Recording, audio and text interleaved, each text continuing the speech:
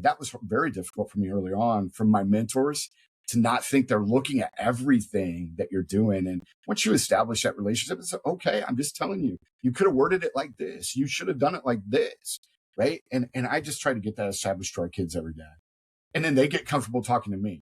Right. And as soon as that boundary's kind of broken and I go, nah, maybe a little too comfortable, then we just go, hey, I don't want to hear about that because then I have to address it. Yeah. So we're done. I love when you said that. I say that all the time now. That is the one thing definitely with athletes, like, especially when they get old enough to do things that are more adult. It's like, listen, fellas, like, this is not something that I want to talk about with you guys. Right. Right. I'm not saying boundaries are necessary. Boundaries are necessary. Right. It's bumper bullying. That's what I tell them. And you said get punched in the face. That's when you hit the little rail, dude. And that puts you back to the center. Yeah. Sometimes we need that. A little course correction is necessary every once in a while. Right. I need it now. Right. I need it now. Oh, man, anything else, Luke? This has been awesome. No, I think this has really covered a lot that I had, and I know that we could have Kurt on probably every time and just talk about awesome different things that could either be strength conditioning or communication or even athletic training, which is great. I loved that insight on that because I think that's something that is not talked about enough, and a lot of people don't have that history and have that background to kind of talk about all these different things, which is interesting because it feels like athletic training is pushing more now to be more education based into strength conditioning and have their CSCS and it's kind of growing in that way. And the other way too, as well, with other like strength conditioning coaches are now having their athletic training degrees or certifications. And yeah, it's crazy. I agree with you. And I just want to tell you guys, I was laughing and joking. I was probably one of your first 6 listeners. I love this crap.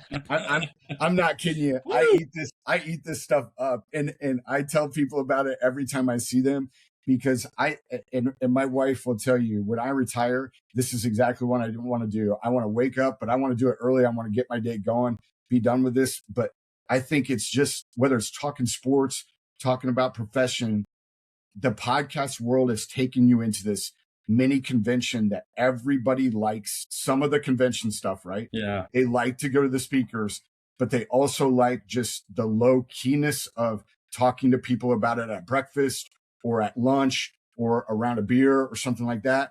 And the podcast does a great job of just kind of morphing those together. Absolutely. And you can hear really what people are talking about in their shop or whatever it may be. And I think that I just want to say thank you for people, because I know it's a lot of work. I get that. It's a lot of planning and to do these sorts of things and to reach and now to expand, because now it's going to be more difficult for you to organize people and do those things. Yeah. And when you're only dealing with the two of you, it's a little bit easier. But I just appreciate it, first of all, to be offered to be on the show. But I think what you're doing for the profession in general, just to make it out there to people, is awesome. And we need more advocates, right, on this end. And I think ultimately at the end of the day, that's why I love education so much, is you get the opportunity to get a touch point with those young people, and hopefully they're good people and they're better professionals as we kind of go through it. And so I appreciate you just let me have a chance to talk. That's awesome. That's awesome. We appreciate you being on. Yeah.